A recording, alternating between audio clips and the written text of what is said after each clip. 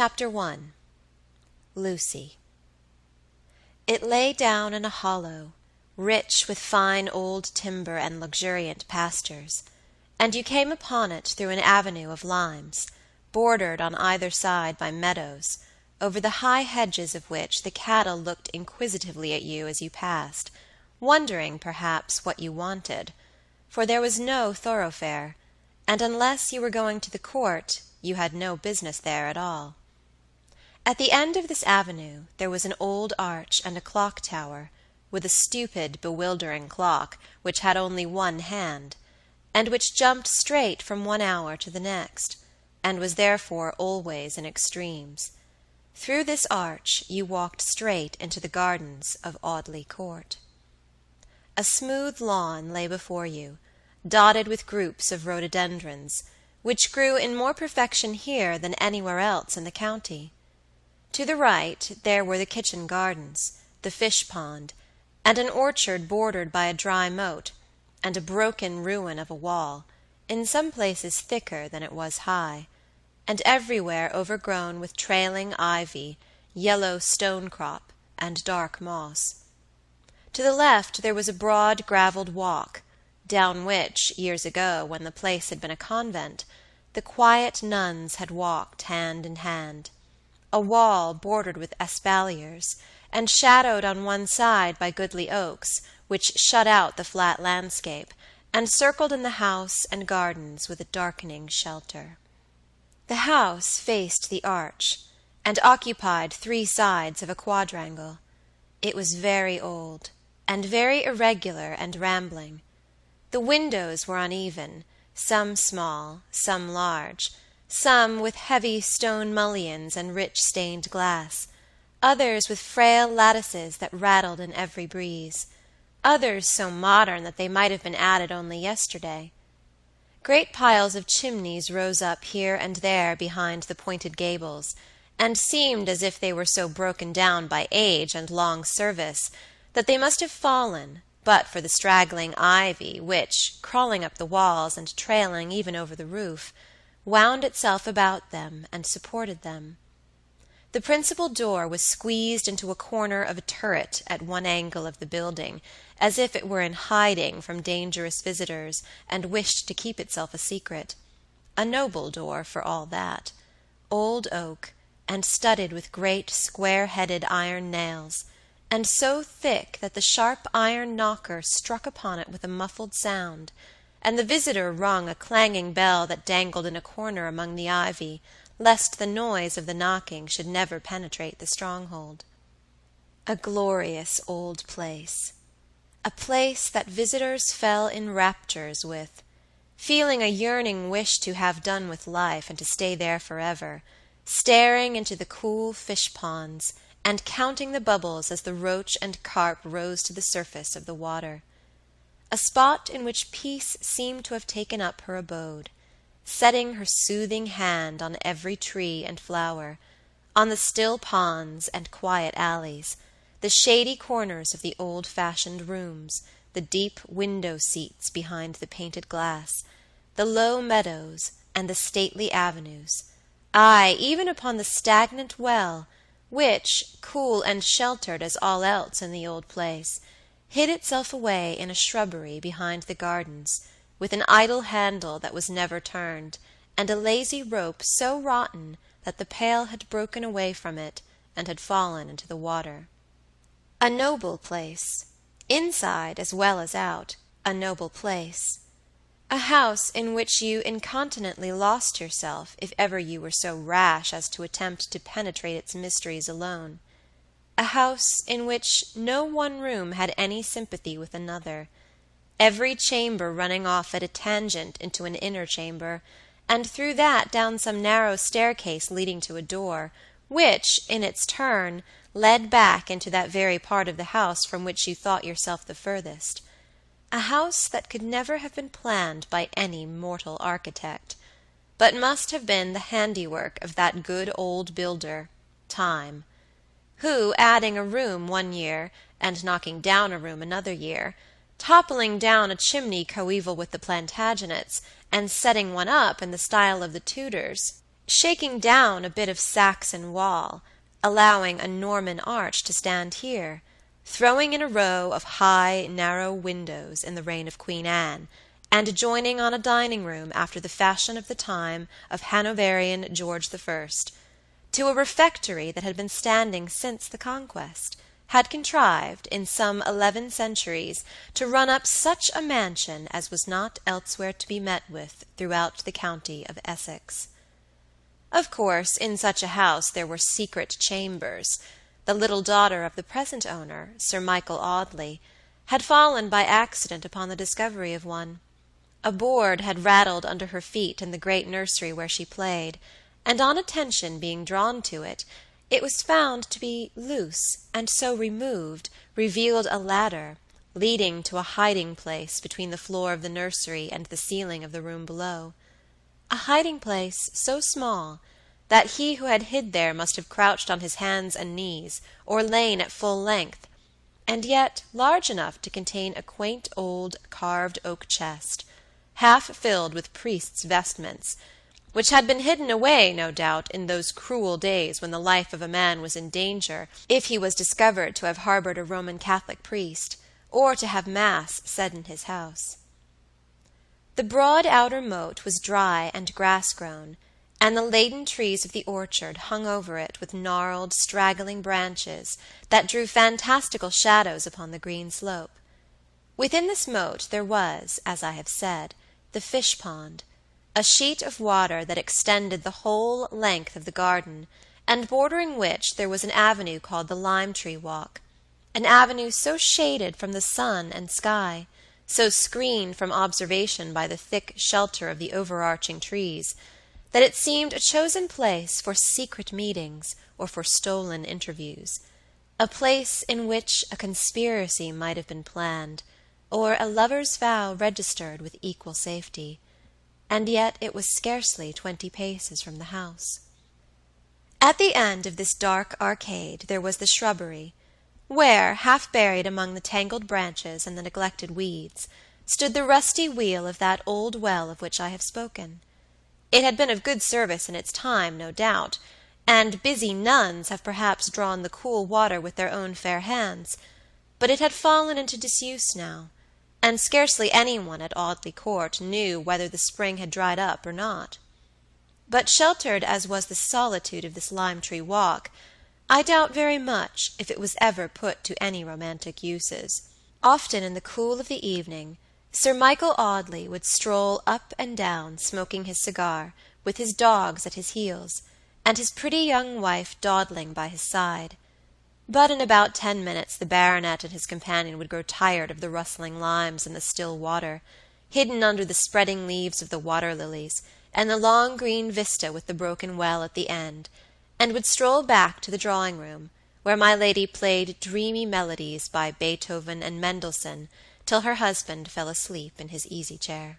Sir Michael Audley was 56 years of age, and he had married a second wife 3 months after his 55th birthday.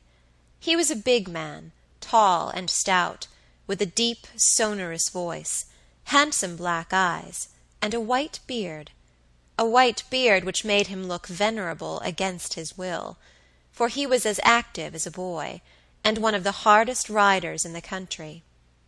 For 17 years he had been a widower with an only child, a daughter, Alicia Audley, now 18, and by no means too well pleased at having a stepmother brought home to the court, for Miss Alicia had reigned supreme in her father's house since her earliest childhood, and had carried the keys, and jingled them in the pockets of her silk aprons, and lost them in the shrubbery, and dropped them into the pond, and given all manner of trouble about them from the hour in which she entered her teens, and had, on that account, deluded herself into the sincere belief that for the whole of that period she had been keeping the house.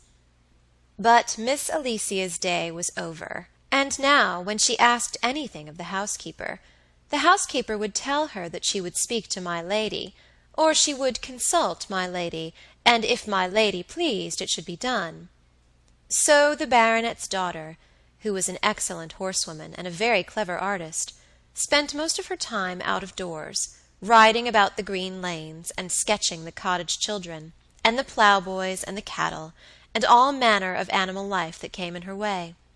She set her face with a sulky determination against any intimacy between herself and the baronet's young wife; and amiable as that lady was, she found it quite impossible to overcome Miss Alicia's prejudices and dislike, or to convince the spoilt girl that she had not done her a cruel injury by marrying Sir Michael Audley. The truth was that Lady Audley had, in becoming the wife of Sir Michael, made one of those apparently advantageous matches which are apt to draw upon a woman the envy and hatred of her sex. She had come into the neighborhood as a governess in the family of a surgeon in the village near Audley Court. No one knew anything of her, except that she came in answer to an advertisement which Mr. Dawson, the surgeon, had inserted in the Times. She came from London, and the only reference she gave was to a lady at a school in Brompton, where she had once been a teacher. But this reference was so satisfactory that none other was needed, and Miss Lucy Graham was received by the surgeon as the instructress of his daughters.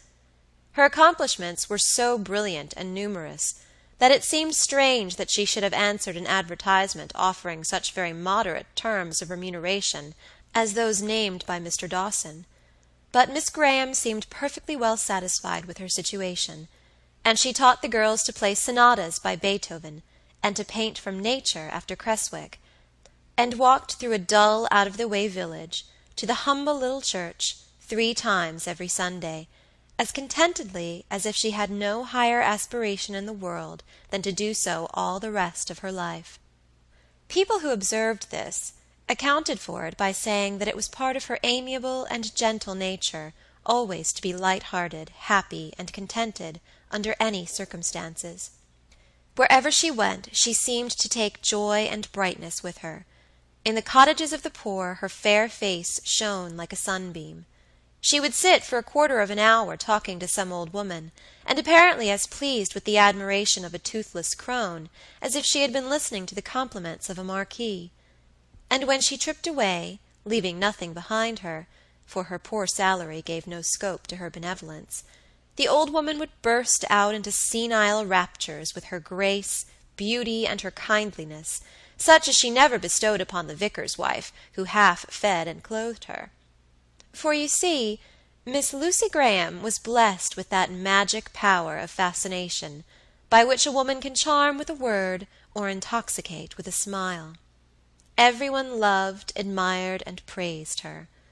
The boy who opened the 5-barred gate that stood in her pathway ran home to his mother to tell of her pretty looks, and the sweet voice in which she thanked him for the little service. The verger at the church, who ushered her into the surgeon's pew, the vicar who saw the soft blue eyes uplifted to his face as he preached his simple sermon, the porter from the railway station, who brought her sometimes a letter or a parcel, and who never looked for reward from her, her employer, his visitors, her pupils, the servants, everybody, high and low, united in declaring that Lucy Graham was the sweetest girl that ever lived. Perhaps it was the rumor of this which penetrated into the quiet chamber of Audley Court, or perhaps it was the sight of her pretty face, looking over the surgeon's high pew every Sunday morning. However it was certain that Sir Michael Audley suddenly experienced a strong desire to be better acquainted with Mr. Dawson's governess.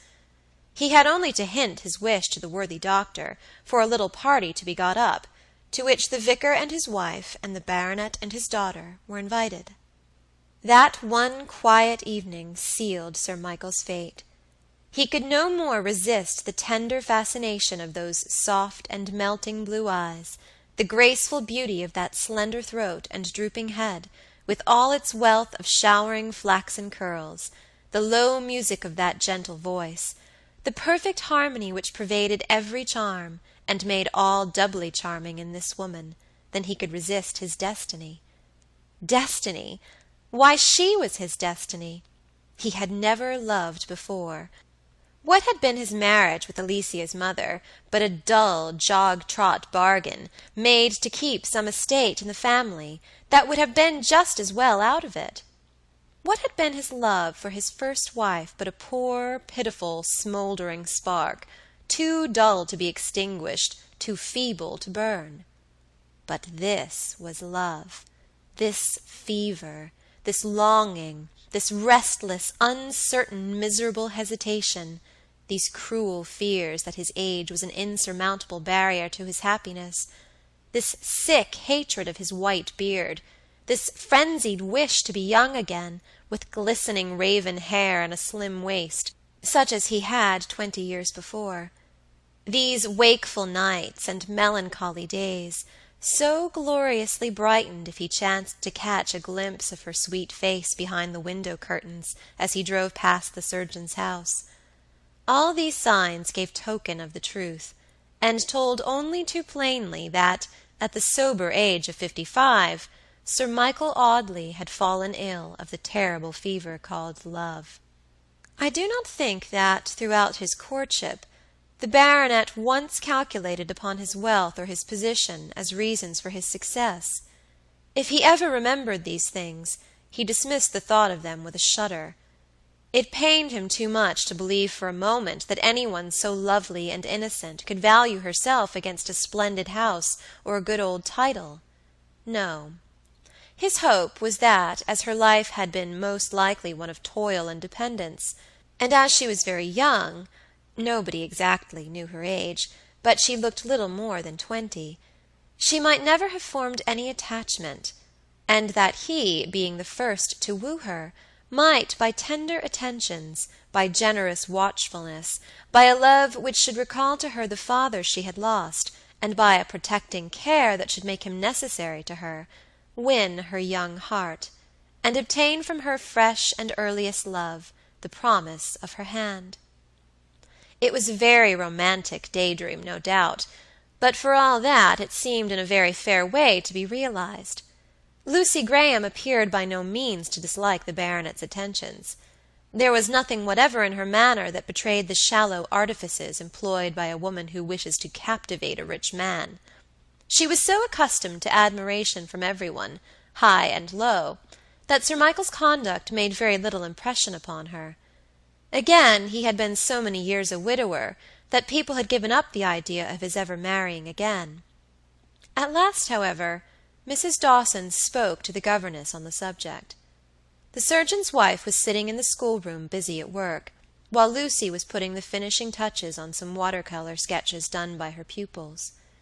"Do you know, my dear Miss Graham," said Mrs. Dawson, "I think you ought to consider yourself a remarkably lucky girl." The governess lifted her head from its stooping attitude, and stared wonderingly at her employer, shaking back a shower of curls. They were the most wonderful curls in the world, soft and feathery, always floating away from her face, and making a pale halo round her head when the sunlight shone through them. "What do you mean, my dear Mrs. Dawson?" she asked, dipping her camel's hair brush into the wet aquamarine upon the palette, and poising it carefully before putting in the delicate streak of purple which was to brighten the horizon in her pupil's sketch.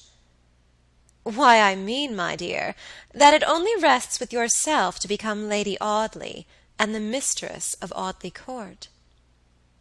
Lucy Graham dropped the brush upon the picture, and flushed scarlet to the roots of her fair hair, and then grew pale again, far paler than Mrs. Dawson had ever seen her before. "My dear, don't agitate yourself," said the surgeon's wife soothingly. "You know that nobody asks you to marry Sir Michael unless you wish. Of course, it would be a magnificent match. He has a splendid income, and is one of the most generous of men. Your position would be very high, and you would be enabled to do a great deal of good. But, as I said before, you must be entirely guided by your own feelings. Only one thing I must say, and that is that if Sir Michael's attentions are not agreeable to you, it is really scarcely honorable to encourage him." "His attentions! Encourage him!" muttered Lucy, as if the words bewildered her. Pray don't talk to me, Mrs. Dawson. I had no idea of this. It is the last thing that would have occurred to me." She leaned her elbows on the drawing-board before her, and clasping her hands over her face, seemed for some minutes to be thinking deeply. She wore a narrow black ribbon round her neck, with a locket or a cross, or a miniature perhaps, attached to it. But whatever the trinket was, she always kept it hidden under her dress. Once or twice, while she sat silently thinking, she removed one of her hands from before her face and fidgeted nervously with the ribbon, clutching at it with a half-angry gesture, and twisting it backward and forward between her fingers. "I think some people are born to be unlucky, Mrs. Dawson," she said by and by. "It would be a great deal too much good fortune for me to become Lady Audley." She said this with so much bitterness in her tone that the surgeon's wife looked up at her with surprise. "You unlucky, my dear!" she exclaimed. "I think you are the last person who ought to talk like that. You, such a bright, happy creature, that it does every one good to see you. I'm sure I don't know what we shall do if Sir Michael robs us of you." After this conversation they often spoke upon the subject, and Lucy never again showed any emotion whatever when the baronet's admiration for her was canvassed. It was a tacitly understood thing in the surgeon's family that whenever Sir Michael proposed, the governess would quietly accept him, and indeed the simple Dawsons would have thought it something more than madness in a penniless girl to reject such an offer. So, one misty August evening, Sir Michael, sitting opposite to Lucy Graham, at a window in the surgeon's little drawing-room, took an opportunity while the family happened by some accident to be absent from the room, of speaking upon the subject nearest to his heart. He made the governess, in a few but solemn words, an offer of his hand. There was something almost touching in the manner and tone in which he spoke to her, half in deprecation, knowing that he could hardly expect to be the choice of a beautiful young girl, and praying rather that she would reject him, even though she broke his heart by doing so, than that she should accept his offer if she did not love him. "I scarcely think there is a greater sin, Lucy," he said solemnly, "than that of a woman who marries a man she does not love. You are so precious to me, my beloved, that deeply as my heart is set on this, and bitter as the mere thought of disappointment is to me, I would not have you commit such a sin for any happiness of mine. If my happiness could be achieved by such an act, which it could not, which it never could," he repeated earnestly, "nothing but misery can result from a marriage dictated by any motive but truth and love." Lucy Graham was not looking at Sir Michael, but straight out into the misty twilight and dim landscape far away beyond the little garden. The baronet tried to see her face, but her profile was turned to him, and he could not discover the expression of her eyes. If he could have done so, he would have seen a yearning gaze which seemed as if it would have pierced the far obscurity and looked away, away into another world. "Lucy, you heard me?" "Yes," she said gravely, not coldly, or in any way as if she were offended at his words. "And your answer?" She did not remove her gaze from the darkening countryside, but for some moments was quite silent. Then, turning to him, with a sudden passion in her manner that lighted up her face with a new and wonderful beauty which the baronet perceived even in the growing twilight, she fell on her knees at his feet. "No, Lucy, no, no!" he cried vehemently. "Not here, not here!" "Yes, here, here," she said, the strange passion which agitated her making her voice sound shrill and piercing, not loud, but preternaturally distinct.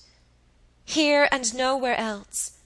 How good you are, how noble and how generous! Love you! Why, there are women 100 times my superiors in beauty and in goodness who might love you dearly, but you ask too much of me. Remember what my life has been, only remember that.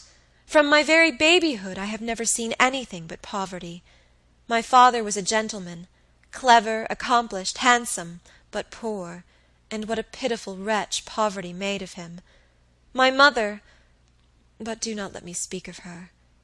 Poverty, trials, vexations, humiliations, deprivations. You cannot tell. You who are among those for whom life is so smooth and easy, you can never guess what is endured by such as we. Do not ask too much of me, then. I cannot be disinterested. I cannot be blind to the advantages of such an alliance. I cannot. Beyond her agitation and her passionate vehemence, there is an undefined something in her manner which fills the baronet with a vague alarm. She is still on the ground at his feet, crouching rather than kneeling, her thin white dress clinging about her, her pale hair streaming over her shoulders, her great blue eyes glittering in the dusk, and her hands clutching at the black ribbon about her throat as if it had been strangling her. "Don't ask too much of me," she kept repeating. "I have been selfish from my babyhood." "Lucy, speak plainly. Do you dislike me?" "Dislike you? No. But is there anyone else whom you love?" She laughed aloud at his question. "I do not love anyone in the world," she answered. He was glad of her reply, and yet that and the strange laugh jarred upon his feelings. He was silent for some moments, and then said, with a kind of effort, "Well, Lucy, I will not ask too much of you. I dare say I am a romantic old fool, but if you do not dislike me, and if you do not love anyone else, I see no reason why we should not make a very happy couple. Is it a bargain, Lucy?" "Yes." The baronet lifted her in his arms and kissed her once upon the forehead. Then, quietly bidding her good night, he walked straight out of the house. He walked straight out of the house, this foolish old man, because there was some strong emotion at work in his breast, neither joy nor triumph, but something almost akin to disappointment, some stifled and unsatisfied longing which lay heavy and dull at his heart, as if he had carried a corpse in his bosom. He carried the corpse of that hope which had died at the sound of Lucy's words. All the doubts and fears and timid aspirations were ended now. He must be contented, like other men of his age, to be married for his fortune and his position. Lucy Graham went slowly up the stairs to her little room at the top of the house. She placed her dim candle on the chest of drawers, and seated herself on the edge of the white bed, still and white as the draperies hanging around her. "No more dependence, no more drudgery, no more humiliations," she said. "Every trace of the old life melted away, every clue to identity buried and forgotten, except these. She had never taken her left hand from the black ribbon at her throat. She drew it from her bosom as she spoke, and looked at the object attached to it. It was neither a locket, a miniature, nor a cross. It was a ring, wrapped in an oblong piece of paper, the paper partly written, partly printed, yellow with age, and crumpled with much folding. Chapter 2. On Board the Argus. He threw the end of his cigar into the water, and leaning his elbows upon the bulwarks, stared meditatively at the waves. "How wearisome they are," he said. "Blue and green and opal and blue and green. All very well in their way, of course, but 3 months of them are rather too much, especially—" He did not attempt to finish his sentence. His thoughts seemed to wander in the very midst of it, and carry him 1,000 miles or so away. "Poor little girl, how pleased she'll be," he muttered, opening his cigar case, lazily surveying its contents. "How pleased and how surprised. Poor little girl. After 3 years and a half, too. She will be surprised." He was a young man of about 25, with dark face bronzed by exposure to the sun. He had handsome brown eyes, with a lazy smile in them that sparkled through the black lashes, and a bushy beard and mustache that covered the whole lower part of his face. He was tall and powerfully built.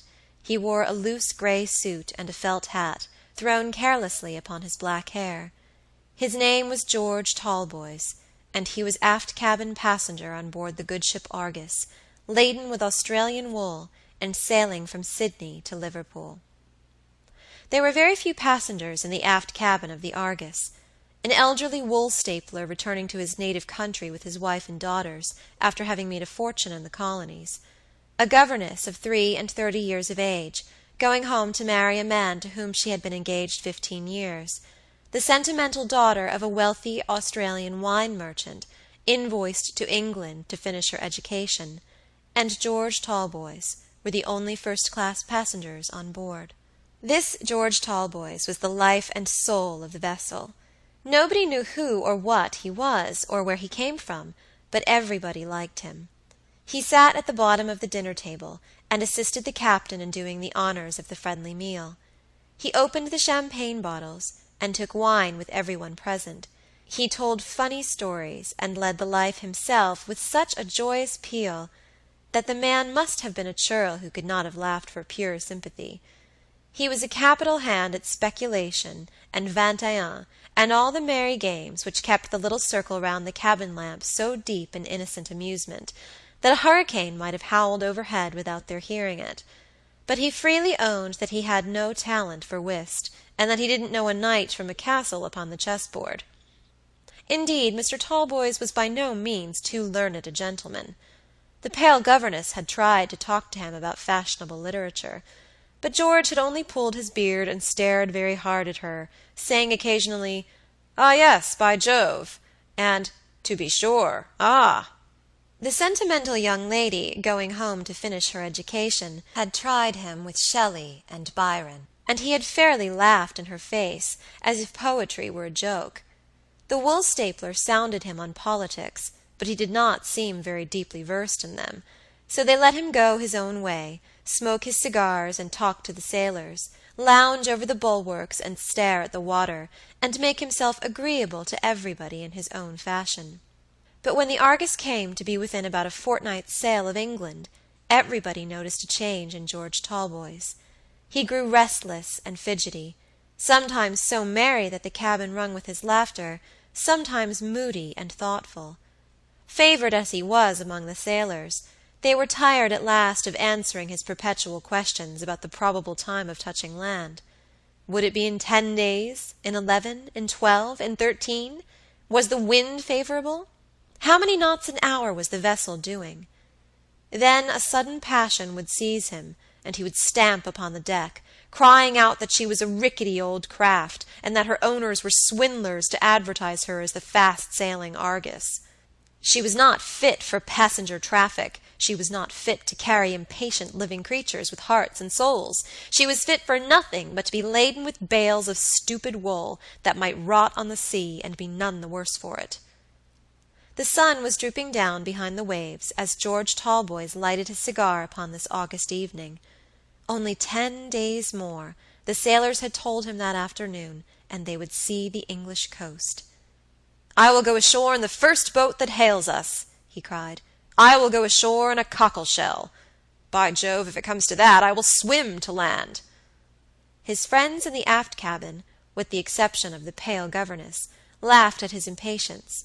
She sighed as she watched the young man, chafing at the slow hours, pushing away his untasted wine, flinging himself restlessly about upon the cabin sofa, rushing up and down the companion ladder, and staring at the waves. As the red rim of the sun dropped into the water, the governess ascended the cabin stairs for a stroll on deck, while the passengers sat over their wine below. She stopped when she came up to George, and standing by his side, watched the fading crimson in the western sky. The lady was very quiet and reserved, seldom sharing in the after-cabin amusements, never laughing, and speaking very little, but she and George Talboys had been excellent friends throughout the passage. "Does my cigar annoy you, Miss Morley?" he said, taking it out of his mouth. "Not at all. Pray do not leave off smoking. I only came up to look at the sunset. What a lovely evening." "Yes, yes, I dare say," he answered impatiently. "Yet so long, so long! 10 more interminable days and 10 more weary nights before we land." "Yes," said Miss Morley, sighing. "Do you wish the time shorter?" "Do I?" cried George. "Indeed I do, don't you?"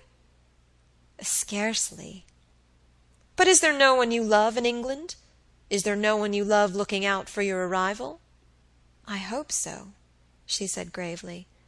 They were silent for some time, he smoking his cigar with a furious impatience, as if he could hasten the course of the vessel by his own restlessness; she looking out at the waning light with melancholy blue eyes that seemed to have faded with poring over closely printed books and difficult needlework; eyes that had faded a little, perhaps, by reason of tears secretly shed in the lonely night. "See," said George suddenly, pointing in another direction from that toward which Miss Morley was looking, "there's the new moon." She looked up at the pale crescent, her own face almost as pale and wan. "This is the first time we have seen it." "We must wish," said George. "I know what I wish." "What?" "That we may get home quickly." "My wish is that we may find no disappointment when we get there," said the governess sadly. "Disappointment?" He started as if he had been struck, and asked what she meant by talking of disappointment. "I mean this," she said, speaking rapidly, and with a restless motion of her thin hands. "I mean that as the end of the voyage draws near, hope sinks in my heart, and a sick fear comes over me that at the last all may not be well. The person I go to meet may be changed in his feelings toward me, or he may retain all the old feeling until the moment of seeing me, and then lose it in a breath at sight of my poor wan face. For I was called a pretty girl, Mr. Talboys, when I sailed for Sydney 15 years ago. Or he may be so changed by the world as to have grown selfish and mercenary, and he may welcome me for the sake of my 15 years' savings. Again, he may be dead. He may have been well, perhaps, up to a week of our landing, and in that last week may have taken a fever, and died an hour before our vessel anchors in the Mersey. I think of all these things, Mr. Talboys, and act the scenes over in my mind, and feel the anguish of them 20 times a day. 20 times a day," she repeated. "Why, I do it 1,000 times a day." George Talboys had stood motionless, with his cigar in his hand, listening to her so intently that as she said the last words his hold relaxed, and the cigar dropped in the water. "I wonder," she continued, more to herself than to him, "I wonder, looking back, to think how hopeful I was when the vessel sailed. I never thought then of disappointment, but I pictured the joy of meeting, imagining the very words that would be said, the very tones, the very looks. But for this last month of the voyage, day by day, and hour by hour, my heart sinks, and my hopeful fancies fade away, and I dread the end as much as if I knew that I was going to England to attend a funeral." The young man suddenly changed his attitude, and turned his face full upon his companion, with a look of alarm. She saw in the pale light that the color had faded from his cheek. "What a fool!" he cried, striking his clenched fist upon the side of the vessel. "What a fool I am to be frightened at this! Why do you come and say these things to me? Why do you come and terrify me out of my senses, when I am going straight home to the woman I love, to a girl whose heart is as true as the light of heaven, and in whom I no more expect to find any change than I do to see another sun rise in tomorrow's sky? Why do you come and try to put such fancies in my head when I am going home to my darling wife?" "Your wife," she said, "that is different. There is no reason that my terrors should terrify you. I am going to England to rejoin a man to whom I was engaged to be married 15 years ago. He was too poor to marry then, and when I was offered a situation as a governess in a rich Australian family, I persuaded him to let me accept it, so that I might leave him free and unfettered to win his way in the world, while I saved a little money to help us when we began life together. I never meant to stay away so long, but things have gone badly with him in England. That is my story, and you can understand my fears. They need not influence you. Mine is an exceptional case." "So is mine," said George impatiently. "I tell you that mine is an exceptional case. although I swear to you that until this moment I have never known a fear as to the result of my voyage home. But you are right. Your terrors have nothing to do with me. You have been away 15 years. All kinds of things may happen in 15 years. Now, it is only 3 years and a half this very month since I left England. What can have happened in such a short time as that?" Miss Morley looked at him with a mournful smile, but did not speak. His feverish ardor, the freshness and impatience of his nature were so strange and new to her that she looked at him half in admiration, half in pity. "My pretty little wife, my gentle, innocent, loving little wife. Do you know, Miss Morley," he said, with all his old hopefulness of manner, "that I left my little girl asleep, with her baby in her arms, and with nothing but a few blotted lines to tell her why her faithful husband had deserted her." "Deserted her?" exclaimed the governess. "Yes. I was an ensign in a cavalry regiment when I first met my little darling. We were quartered at a stupid seaport town, where my pet lived with her shabby old father, a half-pay naval officer, a regular old humbug, as poor as Job, and with an eye for nothing but the main chance. I saw through all his shallow tricks to catch one of us for his pretty daughter. I saw all the pitiable, contemptible, palpable traps he set for us big dragoons to walk into. I saw through his shabby genteel dinners and public-house port, his fine talk of the grandeur of his family, his sham pride and independence, and the sham tears of his bleared old eyes when he talked of his only child. He was a drunken old hypocrite, and he was ready to sell my poor little girl to the highest bidder. Luckily for me, I happened just then to be the highest bidder, for my father is a rich man, Miss Morley, and as it was love at first sight on both sides, my darling and I made a match of it.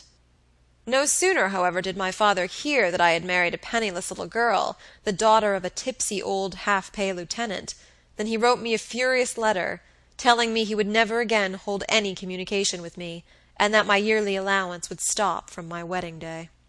As there was no remaining in such a regiment as mine, with nothing but my pay to live on, and my pretty little wife to keep, I sold out, thinking that before the money was exhausted I should be sure to drop into something.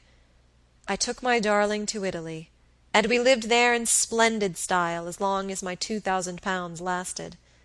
But when that began to dwindle down to a couple of hundred or so, we came back to England, and as my darling had a fancy for being near that tiresome old father of hers, we settled at the watering place where he lived. Well, as soon as the old man heard that I had a couple of £100 left, he expressed a wonderful degree of affection for us, and insisted on our boarding in his house. We consented, still to please my darling, who had just then a peculiar right to have every whim and fancy of her innocent heart indulged. We did board with him, and finally he fleeced us, but when I spoke of it to my little wife, she only shrugged her shoulders, and said she did not like to be unkind to her poor papa. So poor papa made away with our little stock of money in no time, and as I felt that it was now becoming necessary to look about for something, I ran up to London, and tried to get a situation as a clerk in a merchant's office, or as an accountant, or bookkeeper, or something of that kind. But I suppose there was the stamp of a heavy dragoon about me, for do what I would I couldn't get anybody to believe in my capacity, and tired out and downhearted, I returned to my darling, to find her nursing a son and heir to his father's poverty.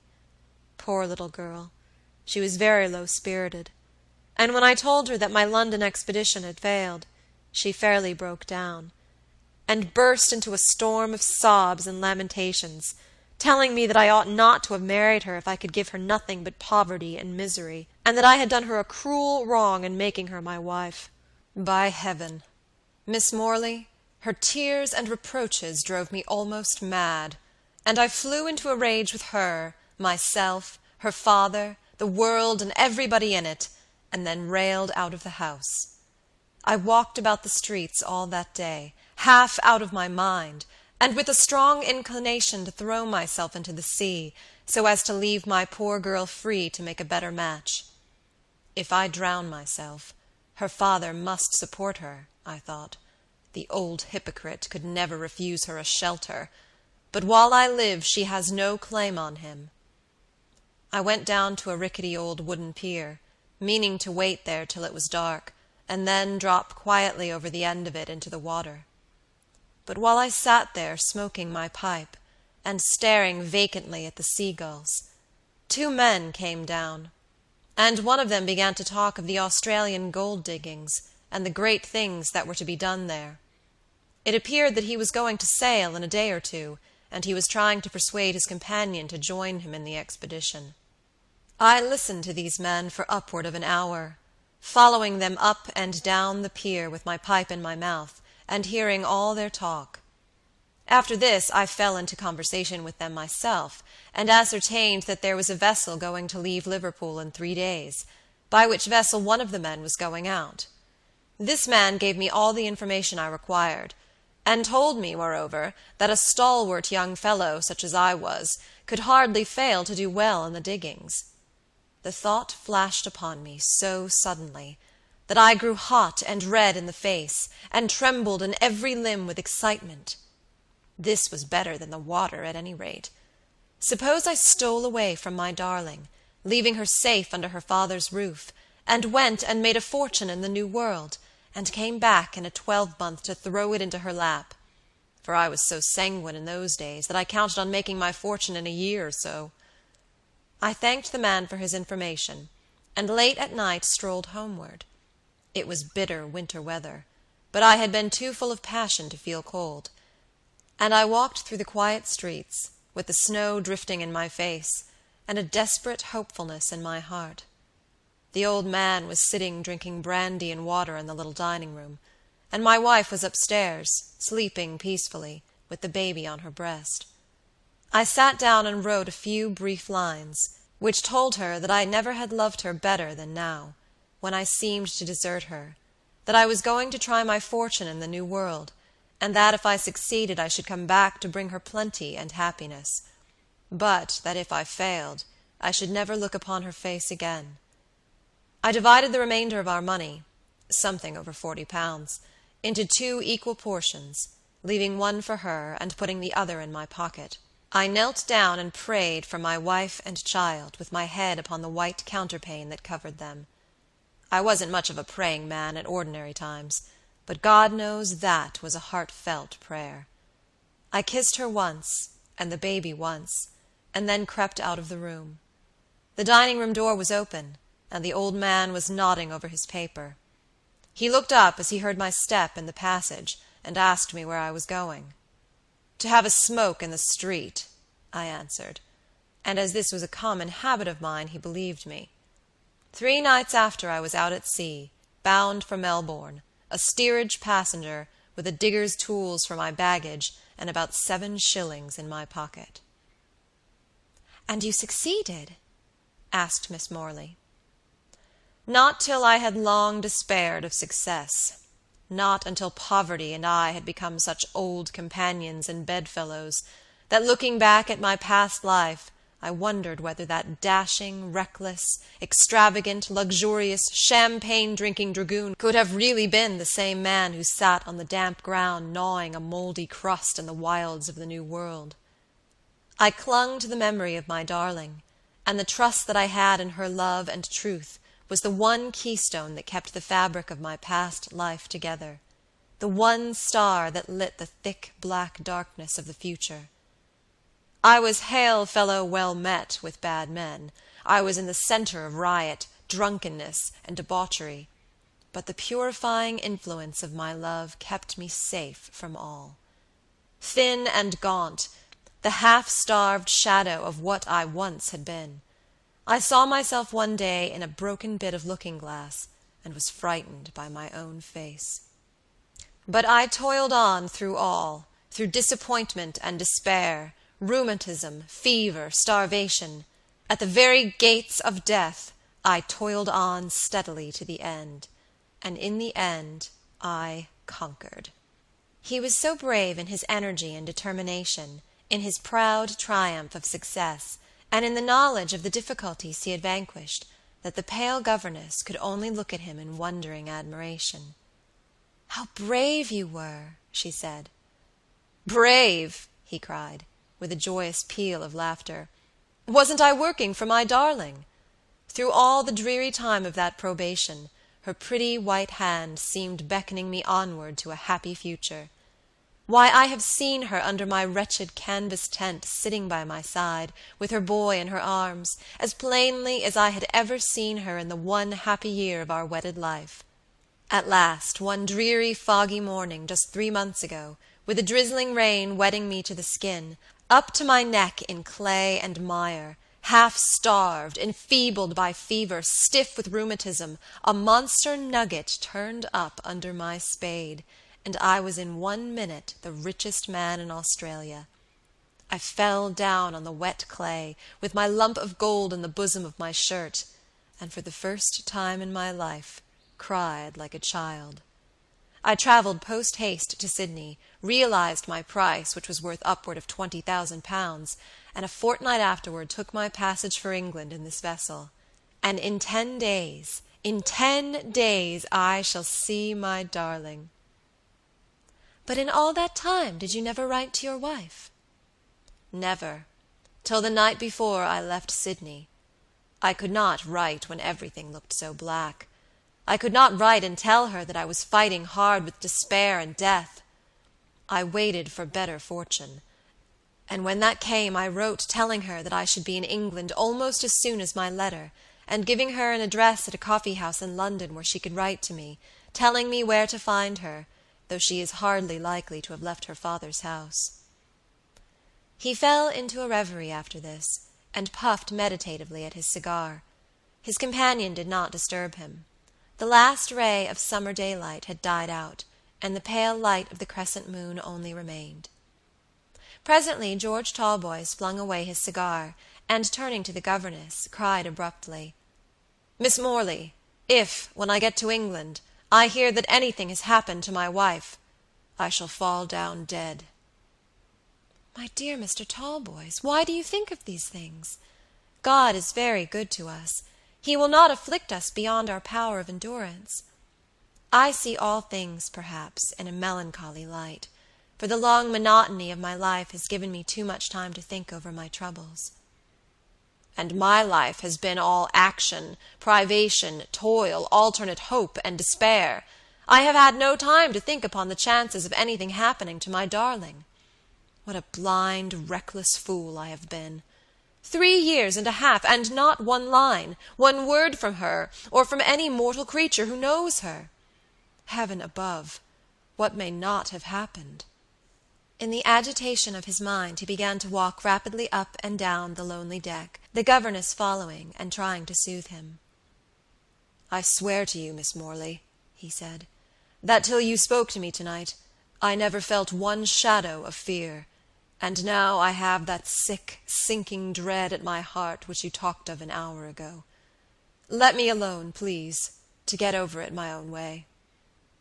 She drew silently away from him, and seated herself by the side of the vessel, looking over into the water.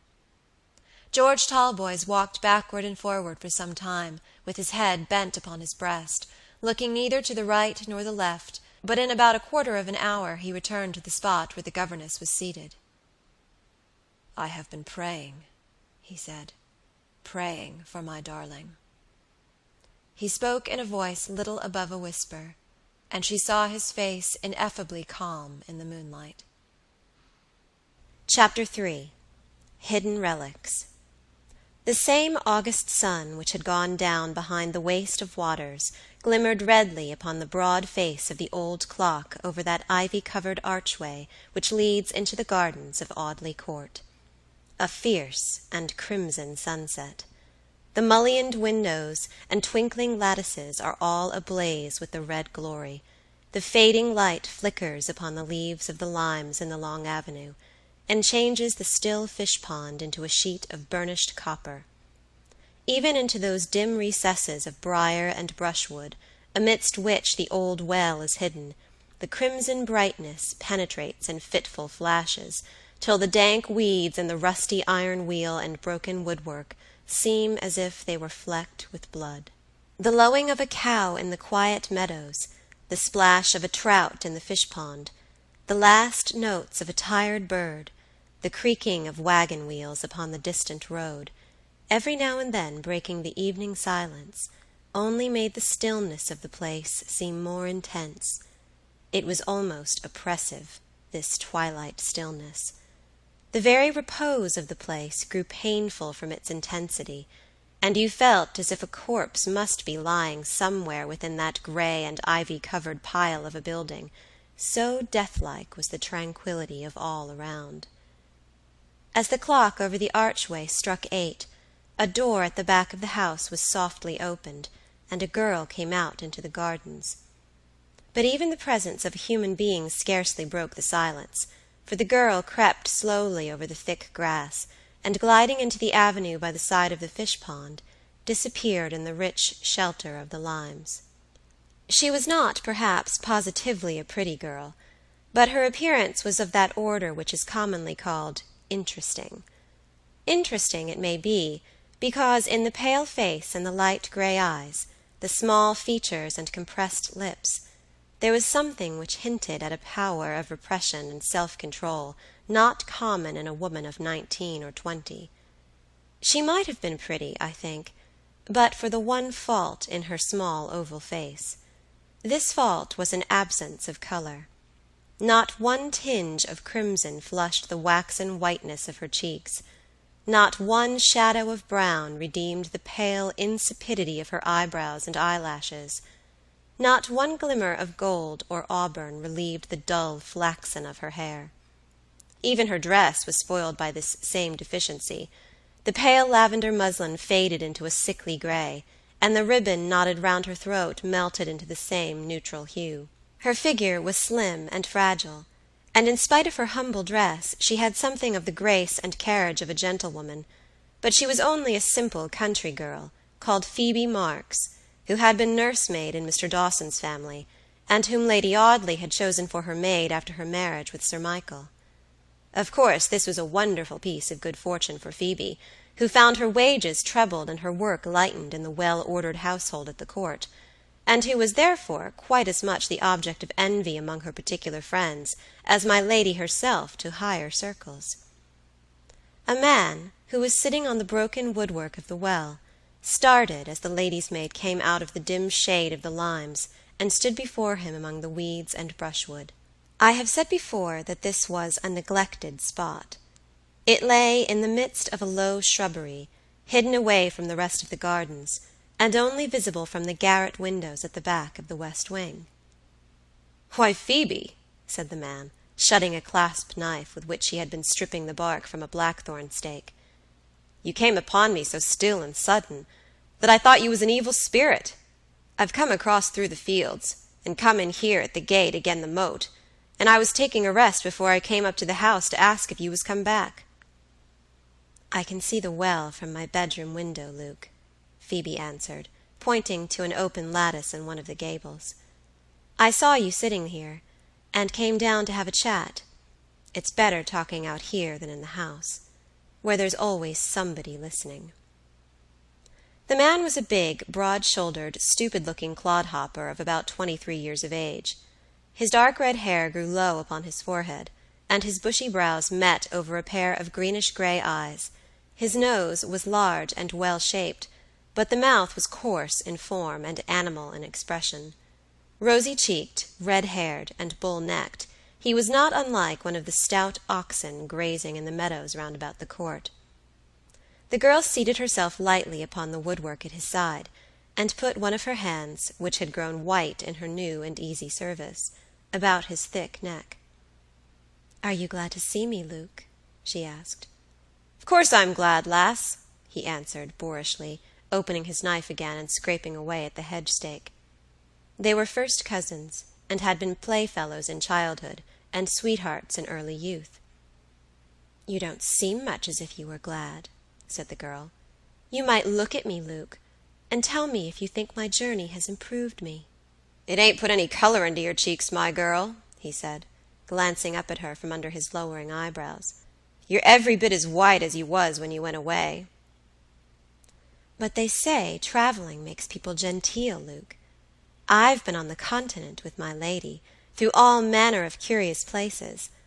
And you know, when I was a child, Squire Horton's daughters taught me to speak a little French, and I found it so nice to be able to talk to the people abroad."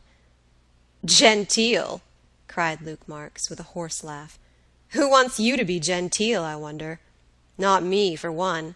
When you're my wife, you won't have overmuch time for gentility, my girl. French, too?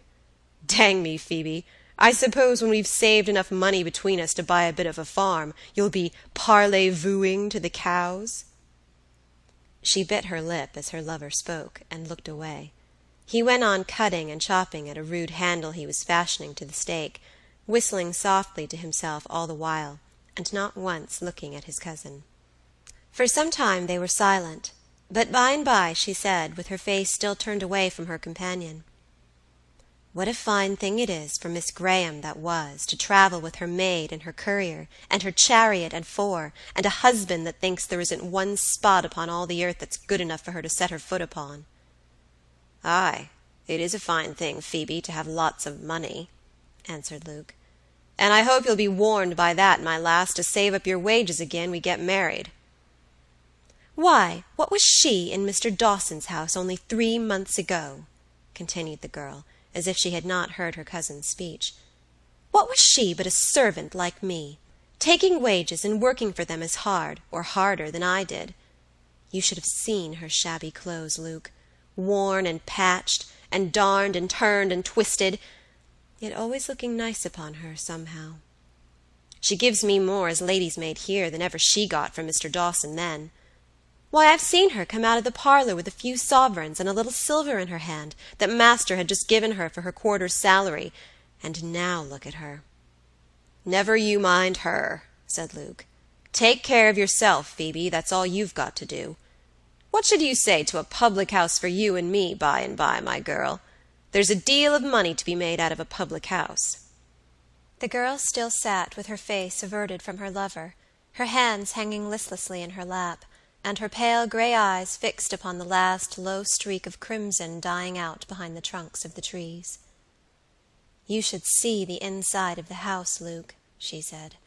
"It's a tumble-down looking place enough outside, but you should see my lady's rooms, all pictures and gilding, and great looking-glasses that stretch from the ceiling to the floor.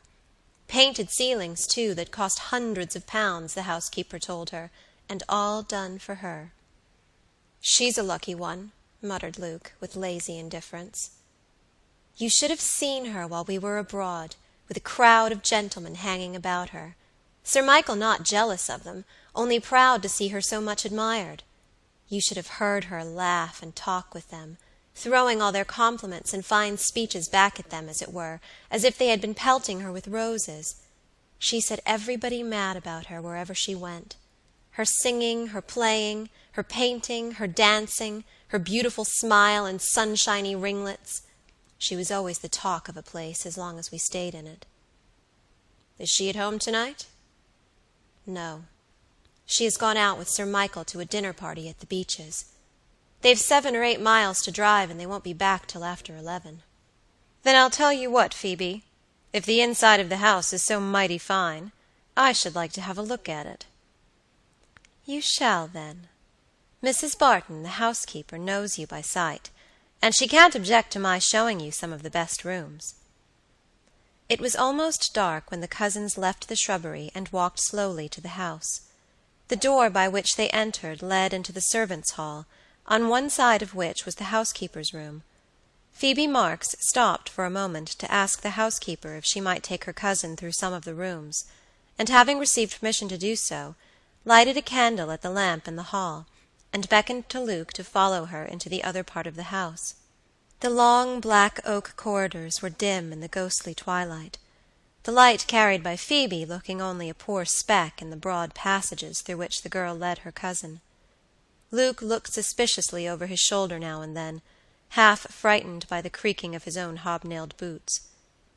"It's a mortal dull place, Phoebe," he said, as they emerged from a passage into the principal hall which was not yet lighted. "I've heard tell of a murder that was done here in old times." "There are murders enough in these times as to that, Luke. answered the girl, ascending the staircase, followed by the young man. She led the way through a great drawing-room, rich in satin and ormolu, buhl and inlaid cabinets, bronzes, cameos, statuettes, and trinkets that glistened in the dusky light, then through a morning-room hung with proof engravings of valuable pictures, through this into an antechamber, where she stopped, holding the light above her head. The young man stared about him, open-mouthed and open-eyed. "It's a rare, fine place," he said, "and must have cost a heap of money." "Look at the pictures on the walls," said Phoebe, glancing at the panels of the octagonal chamber, which were hung with Claudes and Poussins, Wouvermans and Cuyps. "I've heard that those alone are worth a fortune. This is the entrance to my lady's apartments, Miss Graham, that was."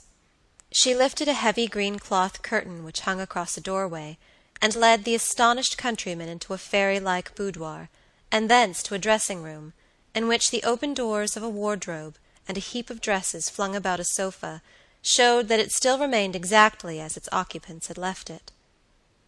"I've got all these things to put away before my lady comes home, Luke. You might sit down here while I do it. I shan't be long." Her cousin looked around in gawky embarrassment, bewildered by the splendor of the room, and after some deliberation selected the most substantial of the chairs, on the extreme edge of which he carefully seated himself. "I wish I could show you the jewels, Luke," said the girl, "but I can't, for she always keeps the keys herself. That's the case on the dressing-table there." "What, that?" cried Luke, staring at the massive walnut wood and brass inlaid casket. "Why, that's big enough to hold every bit of clothes I've got." "And it's as full as it can be of diamonds, rubies, pearls, and emeralds," answered Phoebe, busy as she spoke in folding the rustling silk dresses, and laying them one by one upon the shelves of the wardrobe. As she was shaking out the flounces of the last, a jingling sound caught her ear, and she put her hand into the pocket. "I declare," she exclaimed, "my lady has left her keys in her pocket for once in a way. I can show you the jewelry, if you like, Luke." "Well, I may as well have a look at it, my girl," he said, rising from his chair and holding the light while his cousin unlocked the casket. He uttered a cry of wonder when he saw the ornaments glittering on white satin cushions. He wanted to handle the delicate jewels, to pull them about and find out their mercantile value.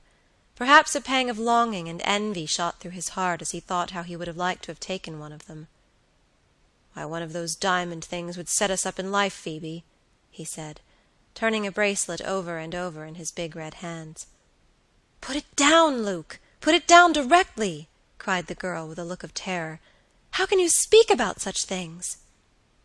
He laid the bracelet in its place with a reluctant sigh, and then continued his examination of the casket. "What's this?" he asked presently, pointing to a brass knob in the framework of the box. He pushed it as he spoke, and a secret drawer lined with purple velvet flew out of the casket.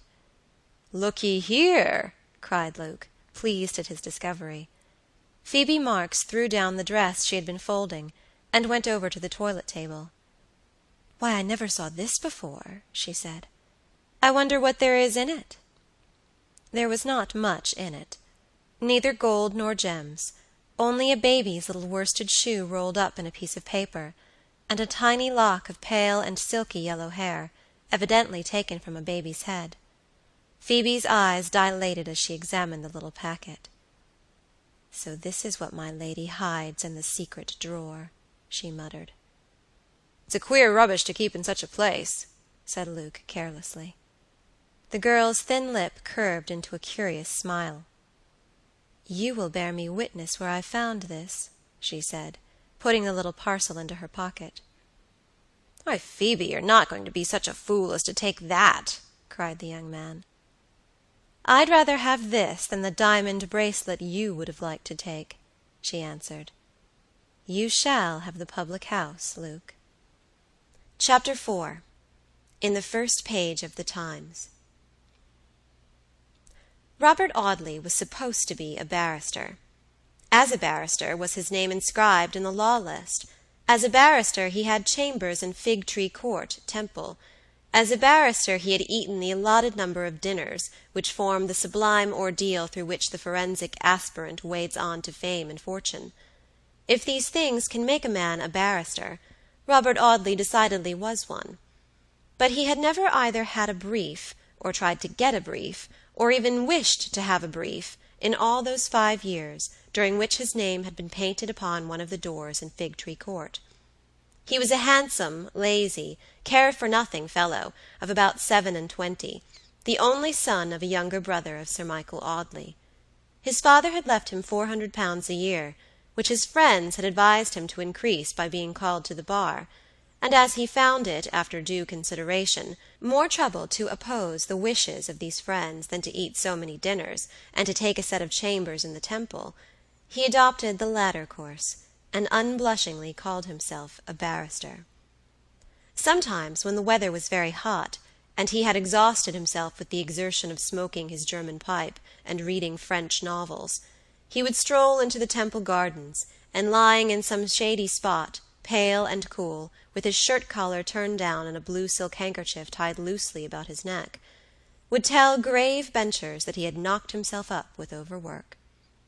The sly old benchers laughed at the pleasant fiction, but they all agreed that Robert Audley was a good fellow, a generous-hearted fellow, rather a curious fellow, too, with a fund of sly wit and quiet humor under his listless, dawdling, indifferent, irresolute manner. A man who would never get on in the world, but who would not hurt a worm.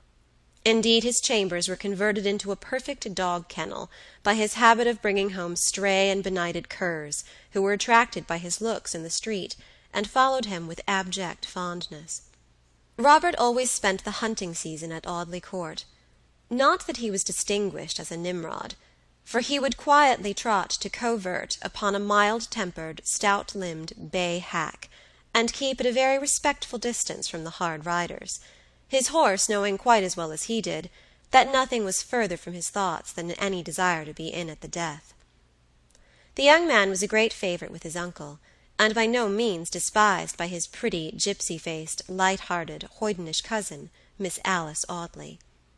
It might have seemed to other men that the partiality of a young lady who was sole heiress to a very fine estate was rather well worth cultivating, but it did not so occur to Robert Audley. Alicia was a very nice girl, he said, a jolly girl, with no nonsense about her, a girl of 1,000. But this was the highest point to which enthusiasm could carry him. The idea of turning his cousin's girlish liking for him to some good account never entered his idle brain. I doubt if he even had any correct notion of the amount of his uncle's fortune, and I am certain that he never for one moment calculated upon the chances of any part of that fortune ultimately coming to himself. So that when, one fine spring morning, about 3 months before the time of which I am writing, the postman brought him the wedding cards of Sir Michael and Lady Audley, together with a very indignant letter from his cousin, setting forth how her father had just married a wax-dollish young person, no older than Alicia herself, with flaxen ringlets and a perpetual giggle, for I am sorry to say that Miss Audley's animus caused her thus to describe that pretty musical laugh which had been so much admired in the late Miss Lucy Graham. When, I say, these documents reached Robert Audley, they elicited neither vexation nor astonishment in the lymphatic nature of that gentleman. He read Alicia's angry crossed and recrossed letter without so much as removing the amber mouthpiece of his German pipe from his mustached lips.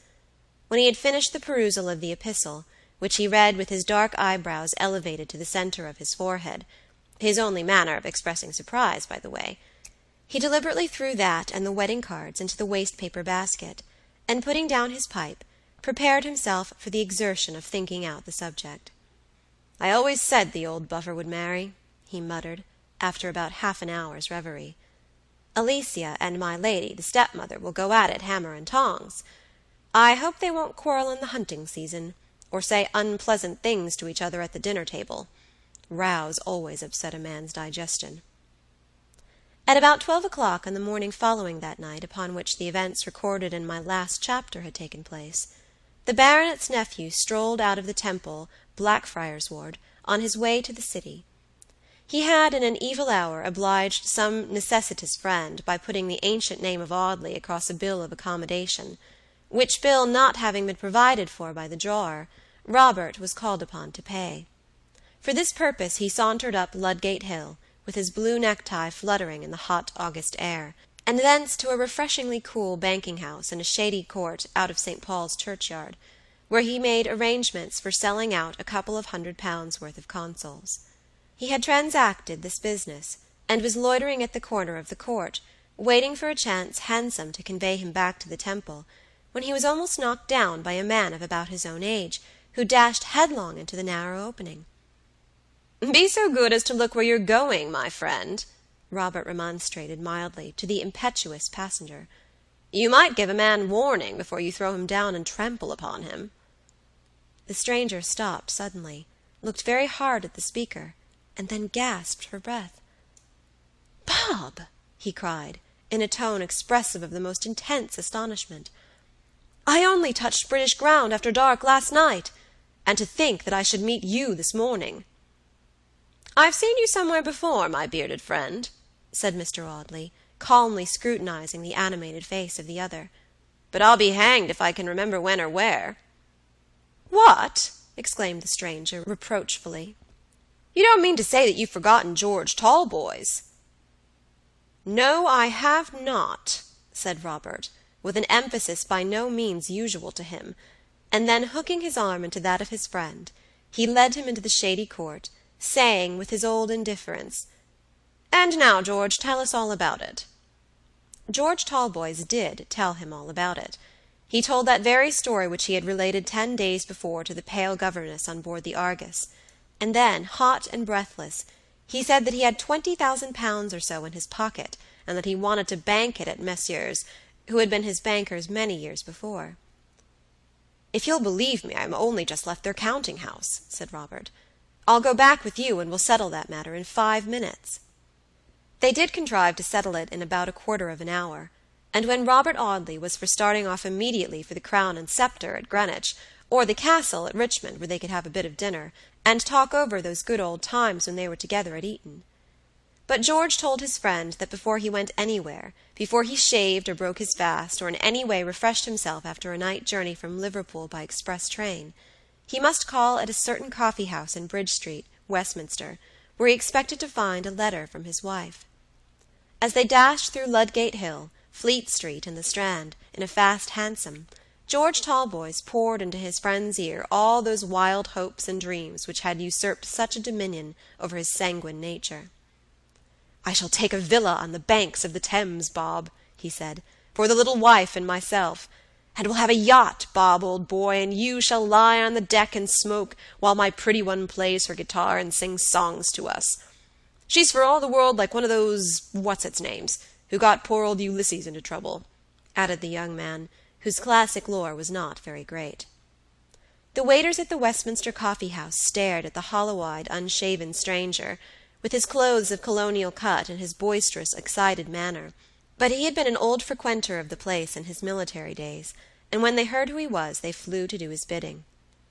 He did not want much, only a bottle of soda-water, and to know if there was a letter at the bar directed to George Talboys. The waiter brought the soda-water before the young men had seated themselves in a shady box near the disused fireplace. No, there was no letter for that name.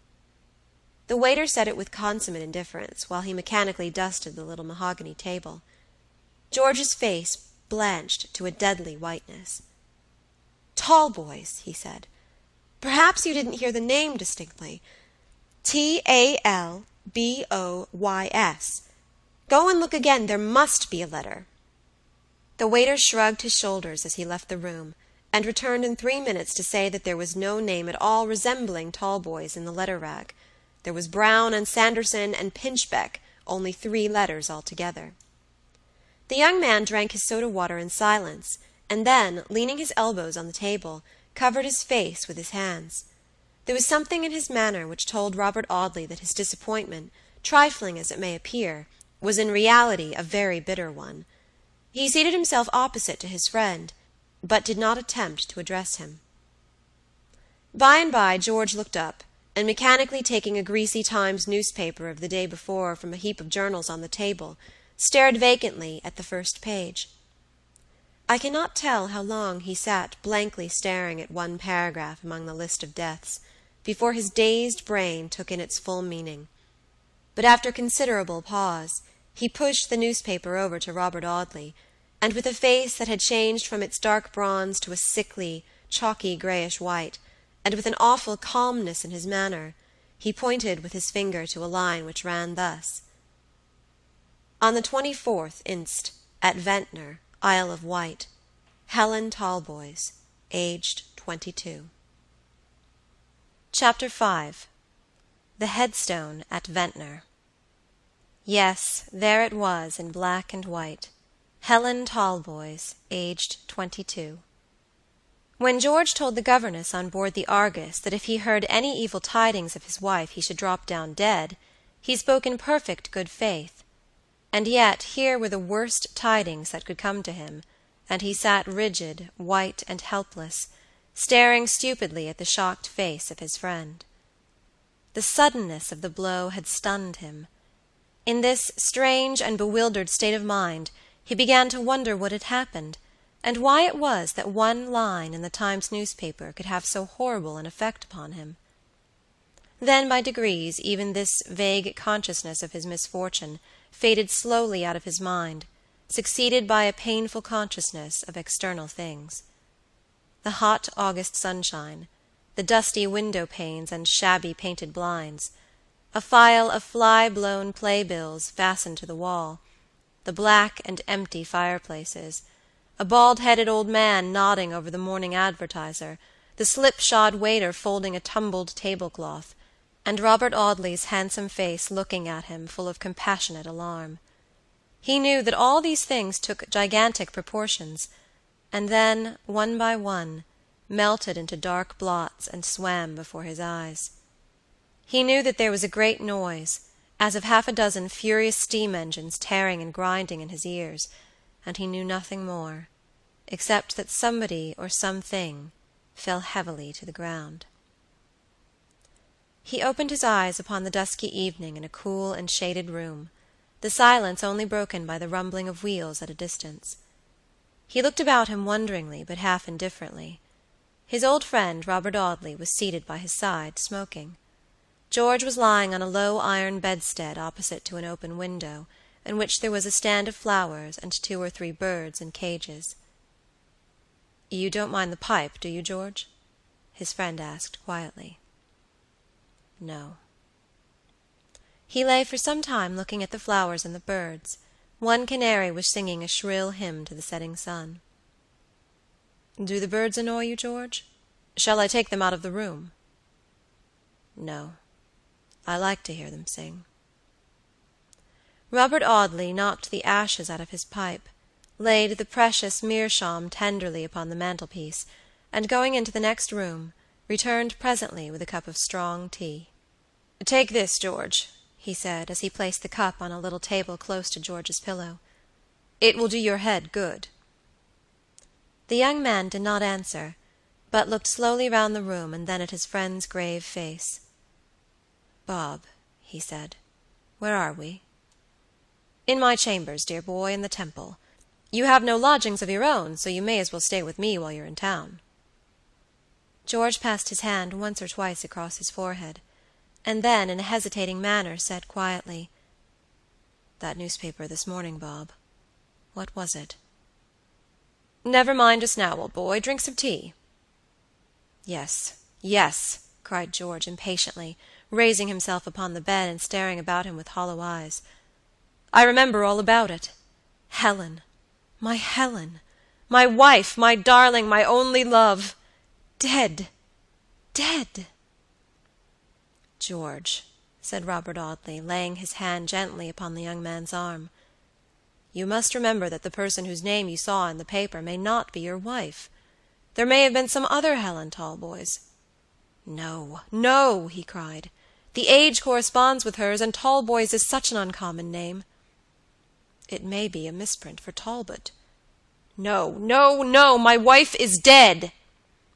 He shook off Robert's restraining hand, and rising from the bed walked straight to the door. "Where are you going?" exclaimed his friend. "To Ventnor, to see her grave." "Not tonight, George, not tonight. I will go with you myself by the first train tomorrow." Robert led him back to the bed and gently forced him to lie down again. He then gave him an opiate, which had been left for him by the medical man whom they had called in at the coffee-house in Bridge Street, when George fainted. So George Talboys fell into a heavy slumber, and dreamed that he went to Ventnor, to find his wife alive and happy, but wrinkled, old, and gray, and to find his son grown into a young man.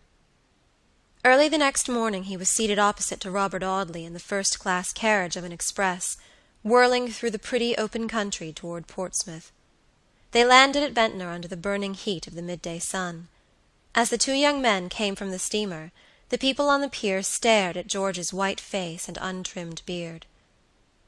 "What are we to do, George?" Robert Audley asked. "We have no clue to finding the people you want to see."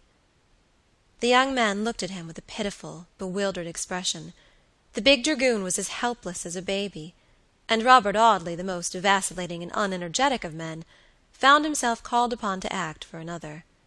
He rose superior to himself, and equal to the occasion. "Had we better not ask at one of the hotels about a Mrs. Talboys, George?" he said. "Her father's name was Maldon," George muttered. "He could never have sent her here to die alone." They said nothing more, but Robert walked straight to a hotel where he inquired for a Mr. Maldon. Yes, they told him, there was a gentleman of that name stopping at Ventnor, a Captain Maldon. His daughter was lately dead. The waiter would go and inquire for the address. The hotel was a busy place at this season, people hurrying in and out, and a great bustle of grooms and waiters about the halls. George Talboys leaned against the door-post, with much the same look in his face as that which had frightened his friend in the Westminster coffee-house. The worst was confirmed now. His wife, Captain Maldon's daughter, was dead. The waiter returned in about 5 minutes to say that Captain Maldon was lodging at Lansdowne Cottage, No. 4. They easily found the house, a shabby, low-windowed cottage, looking toward the water. Was Captain Maldon at home? No, the landlady said. He had gone out on the beach with his little grandson. Would the gentleman walk in and sit down a bit? George mechanically followed his friend into the little front parlor, dusty, shabbily furnished, and disorderly, with the child's broken toys scattered on the floor, and the scent of stale tobacco hanging about the muslin window curtains. "Look," said George, pointing to a picture over the mantelpiece. It was his own portrait, painted in the old dragooning days. A pretty good likeness, representing him in uniform, with his charger in the background. Perhaps the most animated of men would have been scarcely so wise a comforter as Robert Audley. He did not utter a word to the stricken widower, but quietly seated himself with his back to George, looking out of the open window. For some time the young man wandered restlessly about the room, looking at and sometimes touching the knick-knacks lying here and there. Her work-box, with an unfinished piece of work, her album full of extracts from Byron and Moore, written in his own scrawling hand, some books which he had given her, and a bunch of withered flowers in a vase they had bought in Italy. "Her portrait used to hang by the side of mine," he muttered. "I wonder what they have done with it." By and by he said, after about an hour's silence, "I should like to see the woman of the house. I should like to ask her about—" He broke down, and buried his face in his hands. Robert summoned the landlady. She was a good-natured, garrulous creature, accustomed to sickness and death, for many of her lodgers came to her to die. She told all the particulars of Mrs. Talboys' last hours, how she had come to Ventnor only 10 days before her death, in the last stage of decline, and how, day by day, she had gradually but surely sunk under the fatal malady. Was the gentleman any relative, she asked of Robert Audley, as George sobbed aloud. "Yes, he is the lady's husband." "What!" the woman cried. "Him as deserted her so cruel, and left her with her pretty boy upon her poor old father's hands, which Captain Maldon has told me often, with the tears in his poor eyes." "I did not desert her," George cried out, and then he told the history of his 3 years' struggle. Did she speak of me?" he asked. "Did she speak of me at the last?" "No. She went off as quiet as a lamb. She said very little from the first, but the last day she knew nobody, not even her little boy, nor her poor old father, who took on awful. Once she went off wild-like, talking about her mother, and about the cruel shame it was to leave her to die in a strange place, till it was quite pitiful to hear her." "Her mother died when she was quite a child," said George. "To think she should remember her and speak of her, but never once of me." The woman took him into the little bedroom in which his wife had died. He knelt down by the bed and kissed the pillow tenderly, the landlady crying as he did so. While he was kneeling, praying perhaps, with his face buried in this humble, snow-white pillow, the woman took something from a drawer. She gave it to him when he rose from his knees. It was a long tress of hair wrapped in silver paper. "I cut this off when she lay in her coffin," she said. "Poor dear." He pressed the soft lock to his lips. "Yes," he murmured, "this is the dear hair that I have kissed so often when her head lay upon my shoulder. But it always had a rippling wave in it then, and now it seems smooth and straight." "It changes in illness," said the landlady. "If you'd like to see where they have laid her, Mr. Talboys, my little boy shall show you the way to the churchyard." So George Talboys and his faithful friend walked to the quiet spot, where, beneath a mound of earth, to which the patches of fresh turf hardly adhered, lay that wife of whose welcoming smile George had dreamed so often in the far antipodes. Robert left the young man by the side of this newly made grave, and returning in about a quarter of an hour, found that he had not once stirred. He looked up presently, and said that if there was a stonemason's anywhere near he should like to give an order. They very easily found the stonemason, and sitting down amidst the fragmentary litter of the man's yard, George Talboys wrote in pencil this brief inscription for the headstone of his dead wife's grave: "Sacred to the memory of Helen, the beloved wife of George Talboys, who departed this life August 24th, 18, aged 22, deeply regretted by her sorrowing husband." Chapter 6. Anywhere out of the world. When they returned to Lansdowne Cottage, they found the old man had not yet come in, so they walked down to the beach to look for him. After a brief search they found him, sitting upon a heap of pebbles, reading a newspaper and eating filberts. The little boy was at some distance from his grandfather, digging in the sand with a wooden spade. The crape round the old man's shabby hat, and the child's poor little black frock, went to George's heart. Go where he would, he met fresh confirmation of this great grief of his life. His wife was dead. "Mr. Maldon," he said, as he approached his father-in-law. The old man looked up, and, dropping his newspaper, rose from the pebbles with a ceremonious bow. His faded light hair was tinged with gray. He had a pinched hook nose, watery blue eyes, and an irresolute-looking mouth. He wore his shabby dress with an affectation of foppish gentility. An eyeglass dangled over his closely buttoned-up waistcoat, and he carried a cane in his ungloved hand. "Great heaven!" cried George. "Don't you know me?" Mr. Maldon started and colored violently, with something of a frightened look as he recognized his son-in-law. "My dear boy," he said, "I did not. For the first moment I did not. That beard makes such a difference. You find the beard makes a great difference, do you not, sir?" he said, appealing to Robert. "Great heavens!" exclaimed George Talboys. "Is this the way you welcome me? I come to England to find my wife dead within a week of my touching land, and you begin to chatter to me about my beard, you, her father." "True, true," muttered the old man, wiping his bloodshot eyes. A sad shock, my dear George, if you'd only been here a week earlier." "If I had," cried George, in an outburst of grief and passion, "I scarcely think that I would have let her die. I would have disputed for her with death. I would! Oh, God, why did not the Argus go down with every soul on board her before I came to see this day?" He began to walk up and down the beach, his father-in-law looking helplessly at him, rubbing his feeble eyes with a handkerchief. "I've a strong notion that old man didn't treat his daughter too well," thought Robert as he watched the half-pay lieutenant. "He seems, for some reason or other, to be half afraid of George." While the agitated young man walked up and down in a fever of regret and despair, the child ran to his grandfather and clung about the tails of his coat. "Come home, Grandpa, come home," he said. "I'm tired." George Talboys turned at the sound of the babyish voice, and looked long and earnestly at the boy. He had his father's brown eyes and dark hair. "My darling," said George, taking the child in his arms. "I am your father, come across the sea to find you.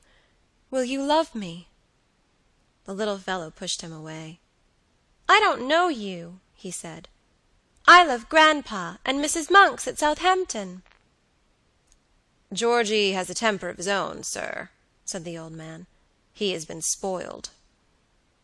They walked slowly back to the cottage, and once more George Talboys told the history of that desertion which had seemed so cruel.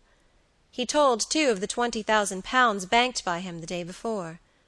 He had not the heart to ask any questions about the past, and his father-in-law only told him that a few months after his departure they had gone from the place where George left them to live at Southampton, where Helen got a few pupils for the piano, and where they managed pretty well till her health failed, and she fell into the decline of which she died. Like most sad stories, it was a very brief one. "The boy seems fond of you, Mr. Maldon," said George after a pause. Yes, answered the old man, smoothing the child's curling hair. "Yes, Georgie is very fond of his grandfather." "Then he had better stop with you. The interest of my money will be about £600 a year. You can draw 100 of that for Georgie's education, leaving the rest to accumulate till he is of age. My friend here will be the trustee, and if he will undertake the charge, I will appoint him guardian to the boy, allowing him for the present to remain under your care." "But why not take care of him yourself, George?" asked Robert Audley. "Because I shall sail in the very next vessel that leaves Liverpool for Australia. I shall be better in the diggings or the backwoods than ever I could be here. I'm broken for a civilized life from this hour, Bob." The old man's weak eyes sparkled as George declared this determination. "My poor boy, I think you're right," he said. "I really think you're right. The change, the wild life, the... He hesitated and broke down as Robert looked earnestly at him. "You're in a great hurry to get rid of your son-in-law, I think, Mr. Maldon," he said gravely. "Get rid of him, dear boy? Oh, no. But for his own sake, my dear sir, for his own sake, you know." "I think for his own sake he'd much better stay in England and look after his son," said Robert. "But I tell you I can't," cried George. "Every inch of this accursed ground is hateful to me. I want to run out of it as I would out of a graveyard. I'll go back to town tonight, get that business about the money settled early tomorrow morning, and start for Liverpool without a moment's delay. I shall be better when I've put half the world between me and her grave." Before he left the house he stole out to the landlady and asked some more questions about his dead wife. "Were they poor?" he asked. "Were they pinched for money while she was ill?" "Oh, no," the woman answered. "Though the captain dresses shabby, he always has plenty of sovereigns in his purse. The poor lady wanted for nothing." George was relieved at this, though it puzzled him to know where the drunken half-pay lieutenant could have contrived to find money for all the expenses of his daughter's illness. But he was too thoroughly broken down by the calamity which had befallen him to be able to think much of anything, so he asked no further questions, but walked with his father-in-law and Robert Audley down to the boat by which they were to cross to Portsmouth. The old man bade Robert a very ceremonious adieu. "You did not introduce me to your friend, by the by, my dear boy," he said. George stared at him, muttered something indistinct, and ran down the ladder to the boat before Mr. Maldon could repeat his request. The steamer sped away through the sunset, and the outline of the island melted in the horizon as they neared the opposite shore. "To think," said George, "that 2 nights ago at this time I was steaming into Liverpool, full of the hope of clasping her to my heart, and tonight I am going away from her grave." The document which appointed Robert Audley as guardian to little George Talboys was drawn up in a solicitor's office the next morning. "It's a great responsibility," exclaimed Robert. "I guardian to anybody or anything? I, who never in my life could take care of myself?" "I trust in your noble heart, Bob," said George. "I know you will take care of my poor orphan boy, and see that he is well used by his grandfather. I shall only draw enough from Georgie's fortune to take me back to Sydney, and then begin my old work again." But it seemed as if George was destined to be himself the guardian of his son, for when he reached Liverpool, he found that a vessel had just sailed, and that there would not be another for a month, so he returned to London, and once more threw himself upon Robert Audley's hospitality. The barrister received him with open arms. He gave him the room with the birds and flowers, and had a bed put up in his dressing-room for himself. Grief is so selfish that George did not know the sacrifices his friend made for his comfort. He only knew that for him the sun was darkened, and the business of life done. He sat all day long smoking cigars, and staring at the flowers and canaries, chafing for the time to pass that he might be far out at sea. But just as the hour was drawing near for the sailing of the vessel, Robert Audley came in one day, full of a great scheme. A friend of his, another of those barristers whose last thought is of a brief, was going to St. Petersburg to spend the winter, and wanted Robert to accompany him. Robert would only go on condition that George went too.